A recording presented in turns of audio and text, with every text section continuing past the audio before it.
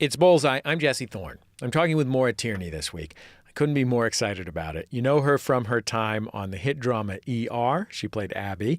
She's currently on the Showtime series The Affair. And this is something very close to my heart. She also starred on Newsradio as Lisa, the ambitious reporter-producer. Look, I just think it would be better if we didn't speak for a while. That's all. Well, that's gonna be kind of awkward seeing as we work together, won't it? Well, there's other methods of communicating besides speaking. Do you mean sex? Because I thought we'd stop doing that. Memos. Memos? Written memos. That's absurd.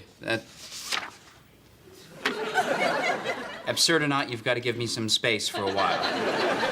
She's currently starring in an acclaimed drama that just hit theaters. It's called Beautiful Boy. It's a story about the complex, nuanced, and frustrating nature of addiction. It stars Timothée Chalamet as Nick, a college-age kid struggling with a drug habit. Maura plays Karen, Nick's stepmom. Beautiful Boy is as unique as it is realistic. Addiction is a complicated thing. It brings some people closer together, drives others away, has ups and downs, and it's never over. Let's hear a little bit from the movie. Nick's father, David, played by Steve Carell, just got a call from his ex-wife, Vicky, in L.A. Their son, Nick, played by Timothée Chalamet, went missing again. David is getting ready to fly out to help find him. In this scene, he's talking about it with Maura's character, Karen. How do we even know he's in L.A.? I mean, he could be in San Francisco. He could be in Mexico for all we know. I need to go. Yeah, but I need you to stay. Well, Vicky can't handle it. I don't care about Vicky. This isn't about Vicky. Okay, why don't you just relax and try to be reasonable? What? You be reasonable. I am being reasonable. Is this reasonable? Oh, no, it's not. How can I be? My son is out there somewhere, and I don't know what he's doing. I don't know how to help him. You can't. Maura Tierney, welcome to Bullseye. I'm so glad to have you on the show. Thanks. I'm so happy to be here. That's funny to hear that. It's like so emotionally overwhelming that it's difficult to have any other reaction to it outside of context. It's just funny. It was so long ago that we did it. And it's so funny that he tell her to relax? Is that what he says? Relax? Yeah. That's so infuriating. When someone tells you to relax and you're perfectly justifiably upset. I feel like the movie was a real ringer for me. And I think one of the reasons is that I find it incredibly emotionally challenging to deal with unresolvable problems. Not in the sense that, like obviously it's hard to resolve unresolvable problems, but even a small thing that can't find its way to an end will really eat me up. And in some ways, that's kind of what the movie is about. Yeah. I mean, do you mean in life or when you watch things? Yes. Both. Yes. Yeah. Yeah. That's what I was drawn to about the film, is how many times Timmy's character fails. And Nick in real life failed, which I found ultimately hopeful. Because he had to try for many years, and he was successful sometimes for a year or a year and a half or 2 years, and then he would relapse. And I feel like the movie never judges the relapses and doesn't even look at them as failure. He just starts over. And I found that ultimately a hopeful kind of message that sometimes it's going to take a long time, and it's okay if you keep at it, So in some sense, it was resolvable. What was the thing that you said? I'm sorry. I think resolvable. Yeah. I mean, in real life, it did resolve itself. But dramatically, yeah, it's frustrating to watch. The movie's it's not the easiest movie in the world to watch. You play the stepmother to the addicted person in this film. And that is a very particular kind of relationship. How did you think about being a person who has two young kids of her own in the household and a husband that she loves very much and a stepchild who is both part of your family and this terrifying, disrupting force? Well, I spoke to Karen several times, who is extremely forthcoming. She's very funny. She was very frank and very honest. I think he was first and foremost part of the family. I mean, that other scary part was there, but always for her. She met him and he was, I think, 4 or 5. And she said they met and they sat down, Karen's a painter, and they just started painting and drawing together. And she said immediately they bonded. And she had a deep sense of gratitude to Nick, even when he was 4, for opening up to her. And she really was sort of in awe of what his sort of amazing charisma. And again, there was a gratitude that he let her in. And so they were very, very close. I think when things started to go haywire, it was a deep conflict for her. And I think it took until it got to extremes before she had to start viewing him as other. It took a lot because he was her son for all intents and purposes. It's just one of her children started becoming slightly dangerous to her other children. I think that's how she viewed it. Not her stepson got up, so her other kids were in trouble. It was a deep conflict for her. It was like, he was her son. I want to shift gears and talk a little bit about your life and the rest of your career. Mm-hmm.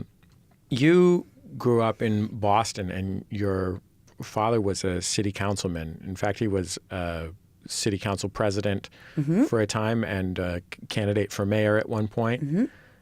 He was a president 6 times. It was like a lot for that time. Yeah. He first ran for city council when you were a kid, like you were in elementary school, right? Yeah, I think I was like 7 or 8 or something like that. What did you think about it at the time? Oh, I loved it. We had the best time. Because Boston is a political city, and we would hang out at headquarters. I mean, I was young the first time, really, really young. But then he ran, I think, every 2 years. So by the time I was 10 or 12 or 14, like, we canvassed, we'd call it doing drops. We'd drop leaflets for him and do phone calls from headquarters and just hang out at headquarters. And, like, there were so many colorful people that came in and so many interesting, crazy kind of Boston political hardcore characters. I mean, you were an adult. You were a young adult by then. Were you? Yeah. Were you already acting professionally? I was. I mean, the plan was I was going to go back to Boston. I had moved to LA just for the summer. I graduated college, and a bunch of my friends moved out here. So I was just going to come out for a couple of months and waitress and hang out with them, and then go back in September and work at my dad's campaign.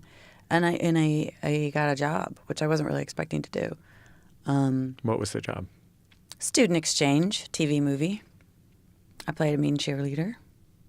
You don't usually play mean. I don't. It's like the only real character work I've ever got. I mean, it's all character work, but yeah, I was the mean. I mean, in the end, she turned out okay. The occasional scold, maybe. Yeah. Did you have a good disapproval tick? Yeah, but yes, I was the mean cheerleader. I pulled something. Oh no, is it that me as a mean cheerleader? No, it's worse than that. Probably. It's not from Dead Women in Lingerie, is it? Yes. No.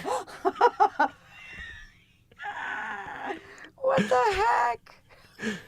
They got the You're internet not now. Gonna play anything from it, are you? Yeah. So no.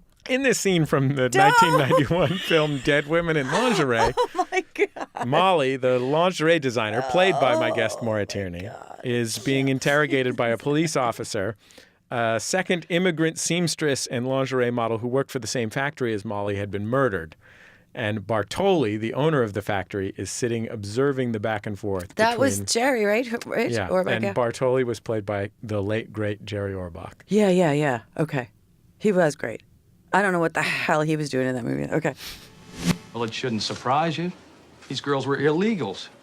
They come to the States to make money, and let's face it, prostitution is a pretty easy way to pick up some extra cash. I knew both Marcia and Sylvia, and there's no way that either one of them would have been involved in anything like that. And I'm sorry, but I think you're way out of line here. Molly, please. Look, the fact is, the only leads we have are that both girls worked here, and they were both killed and found in the lingerie you designed. I know, but maybe Now, hold on, little lady. Let me finish. Little lady. We've got some kind of kook running around out there. Oh, my God.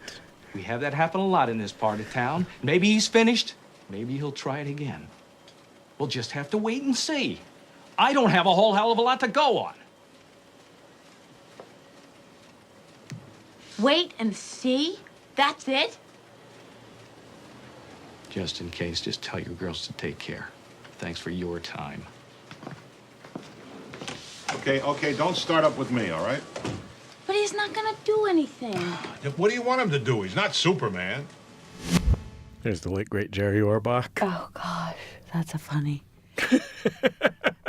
He had his character, he drank Pepto-Bismol all the time, and he put strawberry quick in the milk, the pink milk.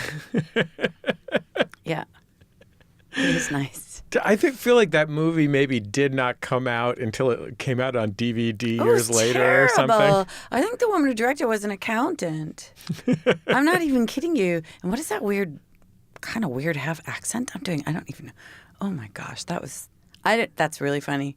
I guess he was on Law and Order by 1991, but I was going to say, like, at the What very year least, was you're it? talking 1991 that it came out. I don't think he was. Was he? I don't know. Well, at the very Why would he have least, he done was that job? Jerry Orbach from the Fantastics, Yes, right? he was Jerry Orbach for sure, but I don't know if he had it. I don't know. I mean, I think it was supposed to be like a spoof of like Brian De Palma type. It was supposed to be that, but it. I listen. We do things. We sometimes. You're listening to Bullseye. I'm Jesse Thorn. My guest is Maura Tierney. She's the star of Showtime's The Affair and the new film Beautiful Boy, which is out now. How did you get the part on Newsradio? I auditioned for it. I don't know. It was sort of amazing to get. But I do remember it was me and one other actress who I forget who it was at the time, but they flew us both out and we both read with Dave Foley. Like we went into the studio or the network, I don't know the table read was that day. So that doesn't often happen, that or it hadn't happened to me, that both of the actresses are there and sort of she went in and I went in or whatever order it was.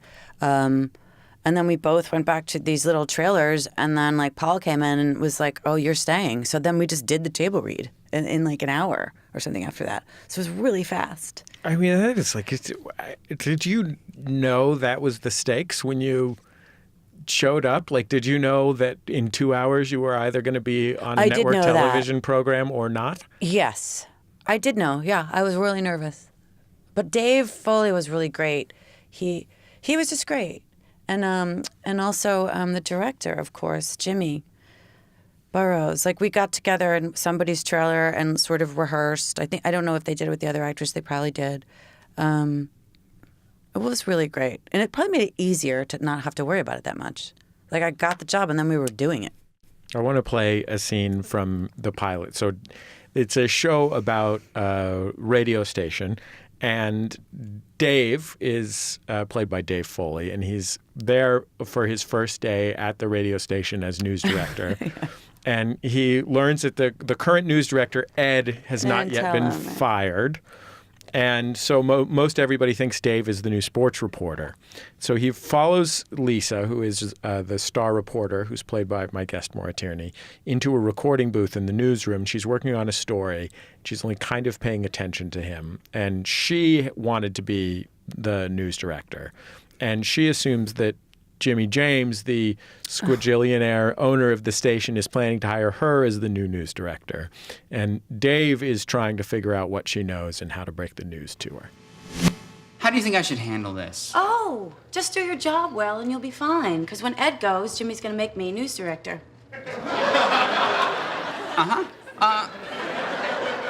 Is this something that Jimmy has told you? No, but nobody else around here has been putting in 12-hour days, nights, and weekends for 3 years. And Jimmy notices, believe me. Lisa Miller, WNYX News Radio in Chinatown. Excuse me? Lisa, have you ever heard the expression that the journey is its own reward? That's very profound, Dave. You know, for a sports guy. That's so Paul. Journey is its own reward. I really love news radio. And I think one of the great pleasures of the show is watching you and Dave Foley working together because you are both a very rare type of comic actor, which is a funny straight man. I was more the straight man than he, but yeah. But I think in that's true. Mm-hmm. But you get a lot of non-reaction laughs, and you get a lot of you give him a lot of reaction laughs. You play with each other. Yeah, they wrote it well that way for us. Yeah. And yeah, like that is such a rare skill, and it's also something you don't get to see. You don't get to see two people doing that together very often, because there were very crazy characters on Newsradio, right. But neither of your characters were particularly nutso, and so watching the two of you do comedy together is just a joy. I mean, thank you. But that's probably why they could do it, because there were so many out there characters that they could take those moments for a little bit of respite. That was a little bit more about, again, it was because the writing, because we knew who these characters were, they didn't have to say too much because you knew how they were going to respond to each other. And Dave's just the best. He's hilarious. Yeah, no, he's a brilliant genius and a lovely man as well. After Newsradio, you were on ER for 1,000 years. Yeah. I think it was only more about 900. But yeah. Okay. Yeah. Just under.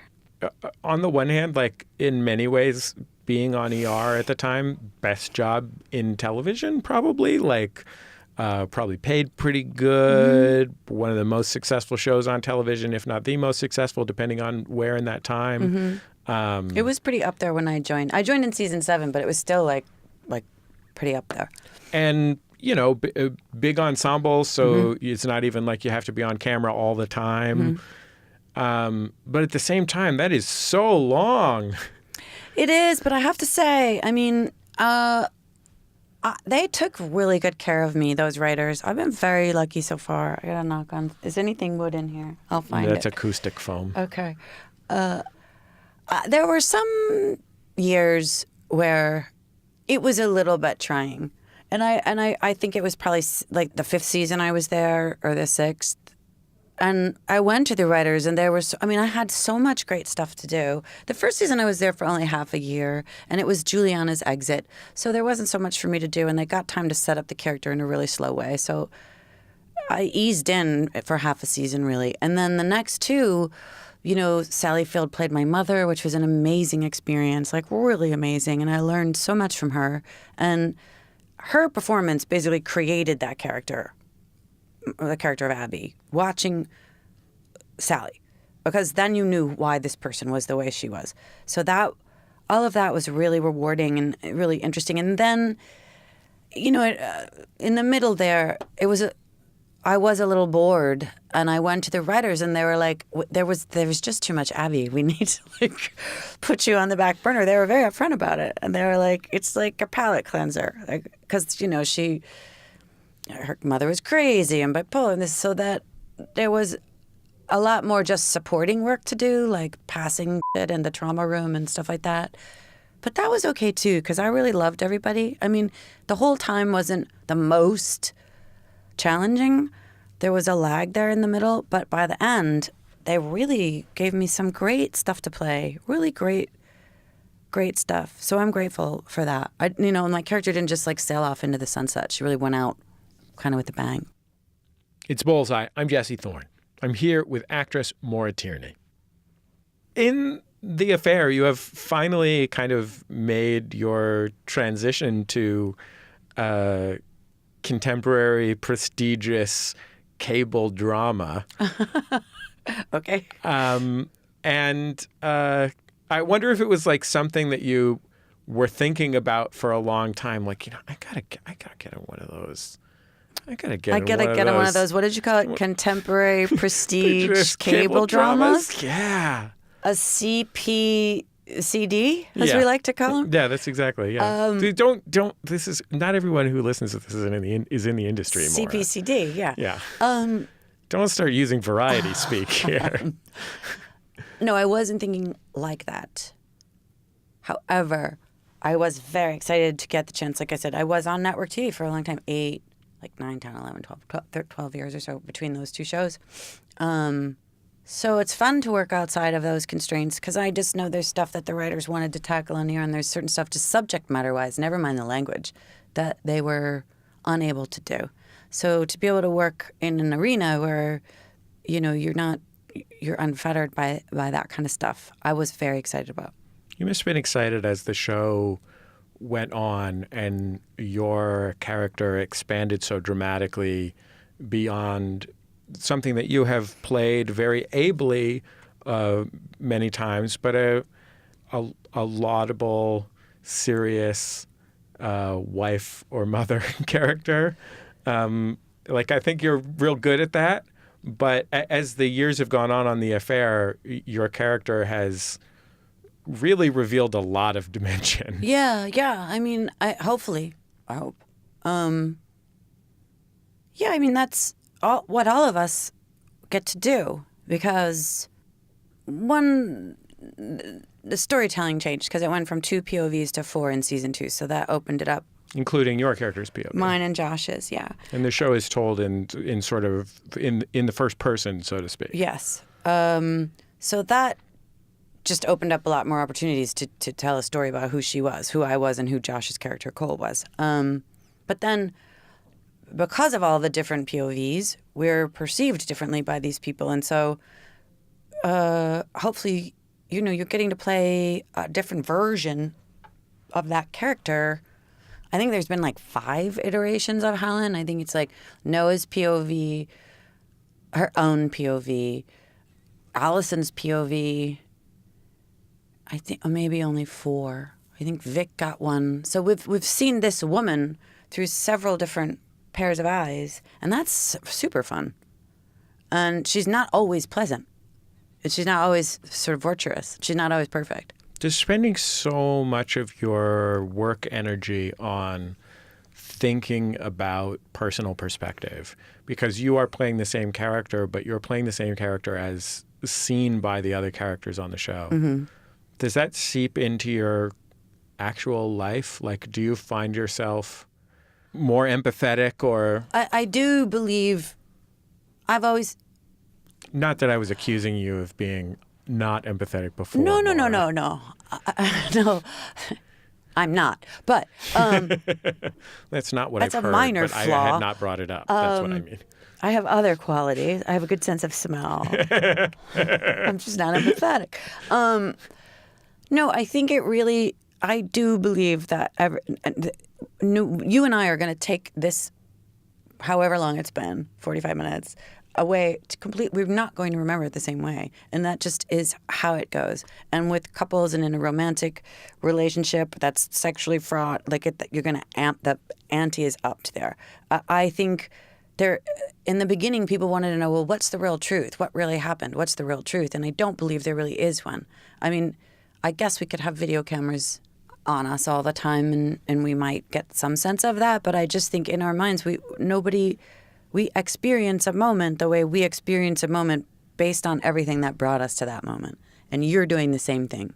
So you can perceive something I'm saying in a completely different way than I intended or remember it completely differently and be positive. You're right. I just think there's a real truth in that we just don't know. Sometimes you just got to have faith on one person's memory or the other's. Maura Tierney, thank you so much for coming on Bullseye. I just think the world of your work. It's meant so much to me, and I'm really grateful to get to talk to you. Thank you very much. Very nice to be here. Thank you.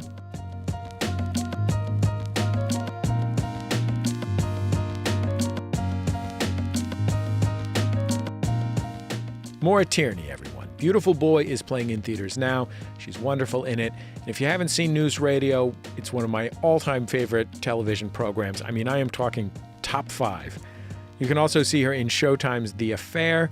The 5th and final season of that show airs next year.